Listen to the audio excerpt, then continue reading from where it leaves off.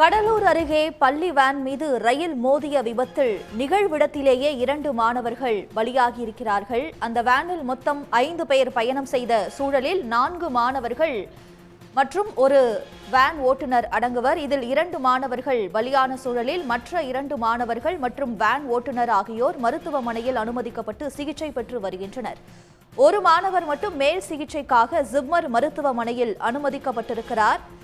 இந்த சூழலில் விபத்து நடந்த உடனேயே அந்த நிகழ்வை பார்த்த அந்த கிராமத்தை சேர்ந்த ஒருவர் அந்த மாணவர்களை காப்பாற்ற முயன்ற போது அவரும் மின்சாரம் தாக்கி காயமடைந்திருக்கக்கூடிய சூழலில் மருத்துவமனையில் அனுமதிக்கப்பட்டிருக்கிறார். தற்போது இந்த விபத்து என்பது ரயில்வே கேட் கீப்பரின் அலட்சியத்தால் ஏற்பட்ட ஒன்று என்பது முதல்கட்ட விசாரணையில் தெரிய வந்திருப்பதால் அவர் சஸ்பெண்ட் செய்யப்பட்டு மேலும் அவரிடம் விசாரணை என்பது நடைபெற்று வருகிறது. இதுகுறித்த விவரங்களை தருவதற்காக செய்தியாளர் மகாராஜ பாண்டி இணைப்பில் இருக்கிறார். மகாராஜ பாண்டி, ரயில்வே கேட் கீப்பரான பங்கஜ் குமார் சர்மாவை சஸ்பெண்ட் செய்திருக்கிறார்கள். மேலும் அவரிடம் விசாரணையும் தொடங்கப்பட்டிருக்கக்கூடிய சூழல்ல என்னென்ன விவரங்கள் முதல் கட்டமாக தெரிய வந்திருக்கு? கண்டிப்பாக விபத்து நடந்த போதே இந்த பகுதி மக்களும் நேரில் பார்த்தவர்களும் கேட்டு மூடாதனாலதான் பள்ளி வாகனம் வந்தது, ரயில் மோதியது என்று தெரிவித்தார்கள்.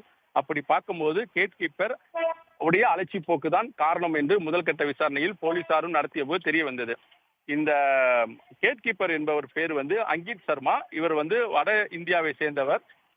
இந்த பகுதிக்கு, செம்மங்குப்பம் பகுதிக்கு கடந்த 6 மாதத்துக்கு முன்புதான் பணியில் சேர்ந்திருப்பதாகவும் போலீஸ் விசாரணையில் தெரிய வந்தது.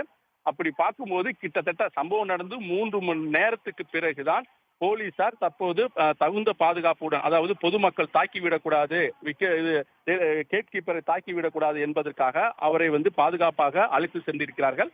தற்போது முதல் கட்டமாக அவருடைய விசாரணை நடத்தப்படும்.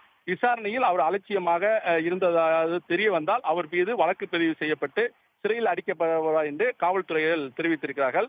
தற்போது சம்பவம் இருந்த இடத்தில் தான் நாம் இருந்து கொண்டிருக்கிறோம்.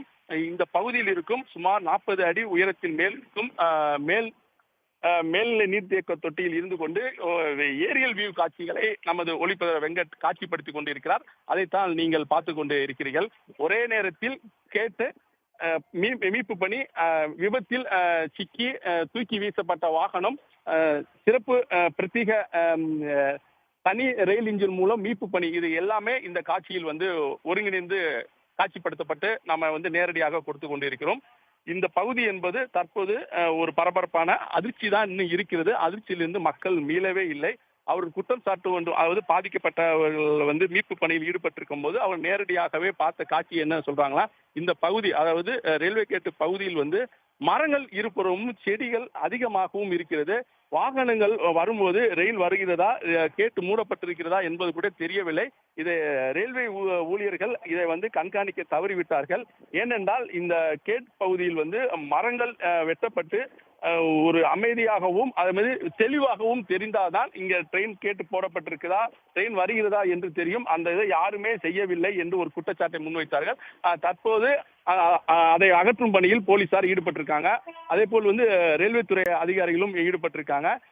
கேட் பகுதியில் இரு பக்கமும் சூழ்ந்திருக்கும் புதர்களை பொக்லைன் இயந்திரம் மூலம் அவர்கள் அகற்றிக் கொண்டு இருக்கிறார்கள். அதையும் நீங்கள் பார்க்கலாம். இதை ஏற்கனவே செய்திருந்தால் இந்த விபத்துக்கு நம்ம முற்றுப்புள்ளி வச்சிருக்கலாம். சம்பவம் நடந்த பிறகுதான் ரயில்வே துறை இதற்கான முயற்சியில் இறங்கியிருக்கிறது, இந்த நடவடிக்கையில் இறங்கியிருக்கிறது. இது அவர்கள் பணிதானே, அவர்கள் ஏன் ஏற்கனவே செய்யவில்லை? தற்போது 3 உயிர்கள் போன பிறகுதான் இது செய்ய முடியுமா அப்படின்ற ஒரு கேள்வியும் எழுப்புகிறார்கள். இருந்தாலும் இந்த பகுதியில் முட்புதர்கள், தேவையில்லாத செடிகள், மரங்கள் அனைத்தையும் அகற்றி வராங்க. அந்த காட்சியும் நீங்கள் பார்க்கலாம். இந்த பகுதியில் முற்றிலுமாக ரயில் போக்குவரத்து நிறுத்தப்பட்டிருக்கிறது. இந்த வழியாக செல்லக்கூடிய வரக்கூடிய ரயில்கள் ஆங்காங்கே நிறுத்தப்பட்டிருக்கிறது. தற்போது மீட்பு பணியும் அதே போல் சரிப்படுத்தும் பணியும் தீவிரமாக நடந்திருக்கிறது. ரயில்வே தண்டவாளத்துக்குள் யாரும் செல்ல முடியாத வகையில் ரயில்வே பாதுகாப்பு படை அதிகாரிகளும் ரயில்வே ஊழியர்களும் ஈடுபட்டு இருக்கிறார்கள். போலீசாரும் பாதுகாப்பு பணியில் ஈடுபட்டிருக்கிறார்கள். தற்போது காவல் நிலையத்துக்கு அழைத்து சென்றப்பட்டிருக்கும் ரயில்வே கீப்பர் அங்கித் சர்மாவிடம் நேரடியாகவே எஸ்பி ஜெயக்குமார் தலைமையில் போலீசார்கள் விசாரணை நடத்திட்டு இருக்காங்க. இதுதான் தற்போது நமக்கு கிடைத்த அண்மை தகவலாக இருக்கிறது.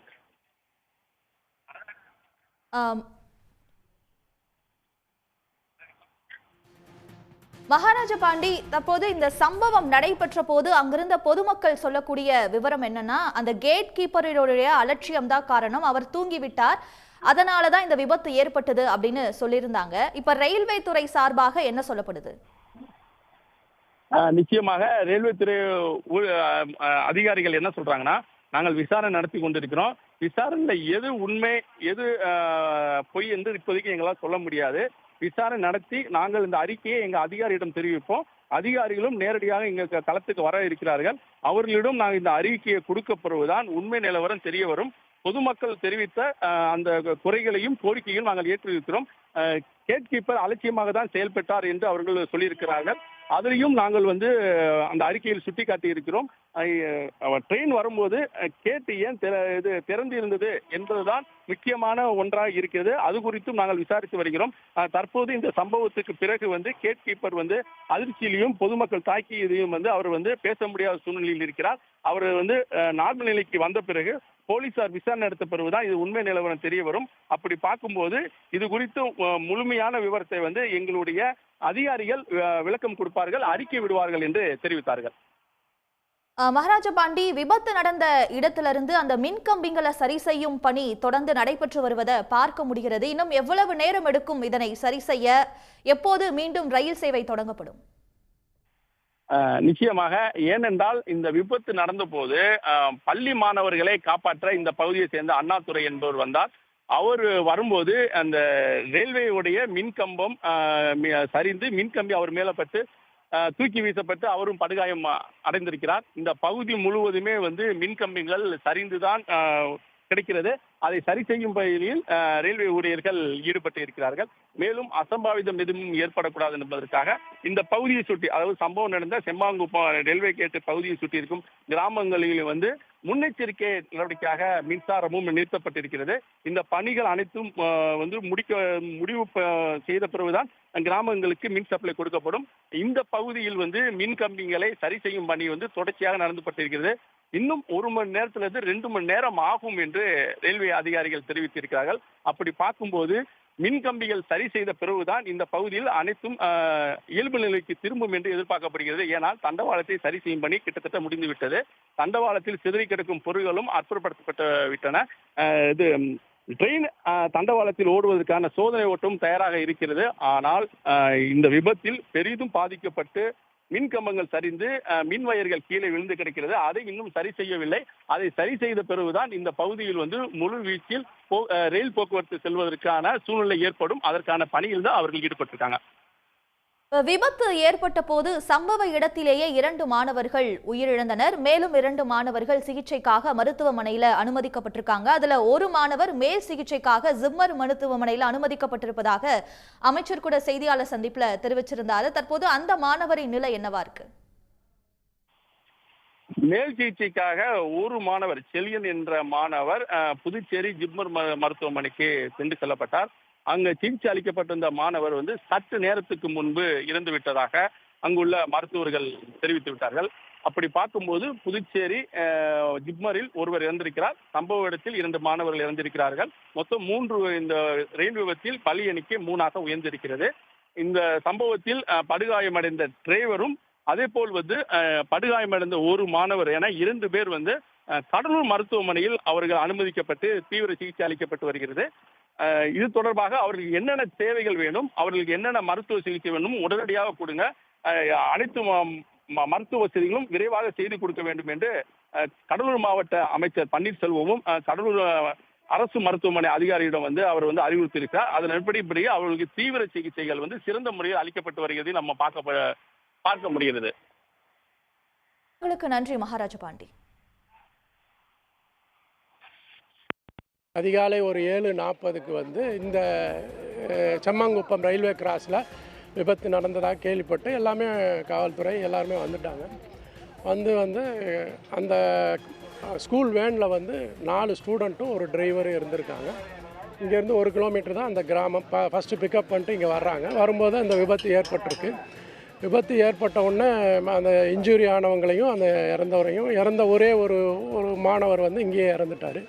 ஸோ அவரையும் அந்த இன்ஜூர் ஆனவங்கலாம் ஆம்புலன்ஸில் நம்ம ஏற்றி அனுப்பிச்சாச்சு. இப்போ ஹாஸ்பிட்டலில் ஒரு மாணவி இறந்து விட்டார். ஆக மொத்தம் 2 பேர் வந்து இறந்துருக்காங்க. ஒரு மாணவர், ஒரு மாணவி. இன்னொரு 2 மாணவர்கள் வந்து இப்போ சிகிச்சையில் இருக்காங்க. டிரைவரும் சிகிச்சையில் இருக்கார். ஒரு காப்பாற்ற போனவர் சிகிச்சை. மொத்தம் 4 பேர் சிகிச்சையில் இருக்காங்க. அவங்கெல்லாம் நல்ல நிலைமையில் இருக்காங்க.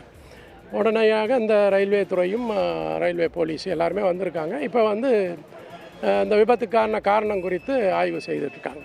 சார், இந்த ரயில்வே கேட்டு 3வது நாளாக தான் அது திறந்து இருந்தனால தான் பள்ளி வேன் வந்ததாகவும் கேட் கீப்பருடைய அலட்சிய போக்கு காரணம்ன்றாங்க. நீங்கள் கேட் கீப்பருடைய விசாரணை பண்ணீங்களா? அவர் என்ன சொன்னார்? இல்லை, கேட் கீப்பர்கிட்டையும் விசாரணை பண்ணியிருக்கோம். இப்போ அந்த இன்ஜுரி ஆனவர் அவர்கிட்டையும் வந்து விசாரணை பண்ண வேண்டியது இருக்குது. அதெல்லாம் விசாரணை நடந்துகிட்டு இருக்கு. அது ஒரு தனி டீம் விசாரணை பண்ணிகிட்டு இருக்காங்க. விசாரணை முடிவில் தான் என்ன மாதிரியான காரணங்களில் இது நடந்திருக்கும் அப்படின்றது நமக்கு தெரிய வரும். இந்த விபத்து காரணமாக இந்த பகுதியில் செல்லக்கூடிய ரயில்கள் வந்து நிறுத்தப்பட்டிருக்கு. மீட்பு பணி வந்து தீவிரமாக இருக்குது. இது எப்போ சரி செய்யப்பட்டு இந்த பகுதியில் வந்து ரயில் போக்குவரத்து சீராகும்? நீங்கள் கண்ணு முன்னாடி பார்க்குறீங்க. ஏன்னா இந்த எலக்ட்ரிக் வயர் பூரா அழுந்துருச்சு அந்த விபத்தில். இப்போ எல்லாம் சரி பண்ணிகிட்டு இருக்காங்க. அது ட்ரெயின் போக்குவரத்தில் எந்தவித ஒரு பாதிப்பும் கிடையாது. அது நடக்கத்தான் போகுது. பார்த்திங்கன்னா அந்த க்ரௌடெல்லாம் அவங்களுக்கு எல்லாருக்குமே நம்ம எக்ஸ்பிளைன் பண்ணிட்டோம். என்ன நடந்தது, ஏது நடந்தது, சரியான நடவடிக்கை எடுக்கப்படும் அப்படின்றத கிளியராக சொல்லிட்டோம். அது ட்ரெயின் போக்குவரத்து நார்மலாக நடக்கும் போது அதுக்கான வேலைகள் தான் செய்துட்ருக்காங்க. கேட் கீப்பரை சுற்றி அதிக போலீஸ் பாதுகாப்பு பணியில் ஈடுபட்டிருக்காங்க. என்ன காரணம்? எப்போ அவரை வந்து வெளியே அழைச்சிட்டு வருவீங்க? இல்லை, அவர் வந்து இப்போ பொதுமக்கள் பொதுவாகவே ஒரு மனநிலையில் இருப்பாங்க. இவர் தான் காரணம்னு அடித்து இது பண்ணிடக்கூடாது. ஏன்னா நம்ம அவர்கிட்ட விசாரணை செய்யணும்ல. தவறு செய்தவர் யாராக இருந்தாலும் சட்டப்படி சரியான நடவடிக்கை எடுக்கப்படும். போலீஸ் அவர் பாதுகாப்பு கிடையாது. அவரை யாரும் அடித்து விடக்கூடாது. அவர்கிட்ட வந்து சரியான முறையில் நம்ம விசாரணை செய்யணும். அதுக்கோசரம் தான். ரயில்வே அதிகாரி யாராவது தொடர்பு கொண்டு பேசுனாங்களா? அவங்ககிட்ட நீங்கள் என்ன சொன்னீங்க? அவங்க என்ன சொன்னாங்க சார்? இல்லை, இப்போ ரயில்வே போலீஸும் ரயில்வே அத்தாரிட்டியும் வந்து பேசிக்கிட்டு தான் இருக்காங்க. அவங்களும் அவங்க விசாரணை பண்ணிகிட்டு இருக்காங்க. எங்கே சிக்னல் எங்கே நடந்தது என்னன்றதை விசாரணை பண்ணிட்டு தான் இருக்காங்க. விசாரணை முடியல உங்களுக்கு தெரியும். இது தகவல் தான். அதுதான் உங்கள்கிட்ட கேட்டுக்கிறேன். தப்பானதை நினச்சிக்கிட வேண்டாம். அந்த கேட் கீப்பர் வந்து குடிபோதையில் இருந்ததாகவும் அதனால தான் அவர் வந்து போதையில் வந்து எந்திரிக்க முடியாமல் கேட்டை வந்து திறக்க முடியாது பூட்டாமல் இருந்தாலும் சொல்கிறாங்க. அது உண்மைதானா? உங்கள் விசாரணை எதுவும் தெரிய வந்துதா? இல்லை, இப்போ தான் நம்ம விசாரணை பண்ணிகிட்டு இருக்கோம். பண்ணிகிட்டு இருக்கும்போது தான் அதை பற்றி தெரிய வரும். நம்ம எல்லா யூகங்களுக்கும் நம்ம பதில் சொல்ல முடியாது. பட் என்ன விசாரணை நடந்துகிட்டு இருக்கோம். விசாரணை முடிவில் தான் இதற்கான காரணம் தெரிய வரும். அவரை எப்போ சார் கூட்டு வருவீங்க அங்கேருந்து ஒரு அறையிலேருந்து? இல்லை, கூட்டு வருவோம். கூட்டு வந்து இது ஆக்சுவலி ரயில்வே போலீஸ் தான் அவங்க வந்து எஃப்ஐஆர் போட்டு நடவடிக்கை எடுக்கிறாங்க. அவரை கூட்டு வந்து கண்டிப்பாக வந்து அவர் மேலே சட்டப்படி நடவடிக்கை எடுப்பாங்க. இந்த சம்பவம் நடந்து கிட்டத்தட்ட வந்து ஒரு 1.5 மணி நேரம் ஆகுது. சரிங்களா? இது ரெகுலராக வர டைம், ட்ரெயின் வர டைம் தான் இது. எப்போவுமே அதுதான் ட்ரெயின் வர டைம் வந்து கேட்டு போட்டிருக்கும். கேட்டு போடாதனால சம்திங் கிராசிங்னு சொல்லிட்டு அவங்க கேட்டு போடாமல் வந்துடுவாங்க. அது என்ன காரணம் கேட்டால் அவர் வந்து கேட் கீப்பர் வந்து தூங்கிட்டார். கேட்டு போடாமல் தூங்கிட்டார். இதனால தான் இந்த வந்து வேன் கிராஸ் பண்ணும்போது ட்ரெயின் சிதம்பரம் நோக்கி போன ட்ரெயின் வந்து வண்டி மேலே அடித்து இவ்வளோ பேர் வந்து அடிபட்டு 2 பேர் வந்து விருந்துக்காக கேள்விப்பட்டிருக்கேன். மற்றெல்லாம் அரசு மருத்துவமனையில் இருக்கிறாங்க. அதுதாங்க சார். இப்போது நீங்கள் வரும்போது அடிபட்டு இருந்தாங்க. அவங்கள மீட்டு வந்து ஆஸ்பத்திரி கூட்டு போயிட்டாங்க. அந்த இங்கே ரயில்வே கேட்டு இருக்குல்ல, அப்போ இருந்து கீப்பர் எங்கே இருக்காங்க? அவரோட நிலைமை எப்படி இருக்குது? இப்போ நாங்கள் வரும்போது பார்த்தீங்கன்னா வண்டி ஆம்புலன்ஸ் வந்துச்சு. மாவட்ட காவல்துறை, எஸ்பி எல்லாம் வந்துட்டாங்க. தீயணைப்புத்துறை எல்லாம் வந்துட்டாங்க. அடிப்படவங்களை மீட்டு உடனே அரசு மருத்துவமனைக்கு கொண்டு போயிட்டாங்க. கொண்டு போயிட்டு அவங்க வந்து பார்க்கும்போது கேட் கீப்பர் வந்து கேட் கீப்பர் உள்ளே இருக்கிறாங்க. இங்கேருந்து பொதுமக்கள் வந்து நேரில் போய் பார்க்கும்போது கேட் கீப்பர் வந்து உள்ளே வந்துருக்கிறாரு. அவர் வந்து எல்லாமே வந்து யாருன்னு தெரியல, சில பேர் அடிச்சிருக்காங்க, அடித்து கூட்டிருக்காங்க. அதுக்கப்புறம் காவல்துறை வந்து அவங்கள பாதுகாத்து உள்ள வச்சுருக்குது. அவங்களுக்கு காவல்துறை இருந்துட்டு இருக்குது. தொடர்ந்து பார்த்திங்கன்னா தமிழ்நாட்டில் வந்து தமிழர் அல்லாதவர்களை கொண்டு வந்து வேலைக்கு போடுறதுனால, இந்திக்காரர்களையும் வெளிமாநிலத்தினாலையும் இங்கே தமிழ்நாட்டில் உரிமை தராதனால, வெளிமாநில தொழிலாளர்கள் போடுறதுனால இங்கே அவங்க மொழி தெரியாது, யாரும் லோக்கலில் பிரச்சனை வருது, அவங்களுக்கு முரண்பாடு வருது. அதனால வந்து அவங்க போடுறதுனால அவங்களுக்கு மொழி தெரியாதனால அவங்க மனதை படுத்து தூங்கிட்டான். அவர் என்ன நிலையில் இருந்தால் நமக்கு தெரியாது. சரிங்களா? அதனால் இது போன்ற காரணத்தில் நடக்காமல் இருக்கிறதுக்கு தமிழ்நாட்டில் உள்ள ரயில்வே இடத்துல வந்து தமிழர்களோட வேலையை போட்டிங்கன்னா அவங்க வந்து பாதுகாப்பாக நம்மளோட வழி நமக்கு மட்டும் தான் தெரியும். வெளிமாநிலத்தில் வரவங்களுக்கு அந்த வழியை தெரியாது. அதனால் அவங்க வந்து இப்போ வந்து காவல்துறை அவங்கள வந்து பாதுகாத்து வந்துருங்க. பாதிக்கப்பட்டவங்கள இவ்வளோ பேர் கிட்ட 10,000 பேர் இங்கே நிற்கிறாங்க. ஆனால் காவல்துறை அவங்கள மட்டுமே பாதுகாத்து உள்ள நிற்கிறதுக்கு இவங்க பாதிப்பு நமக்கு. உடனுக்குடன் செய்திகளை தெரிந்து கொள்ள சன் நியூஸ் பெல் ஐகானை கிளிக் பண்ணுங்க.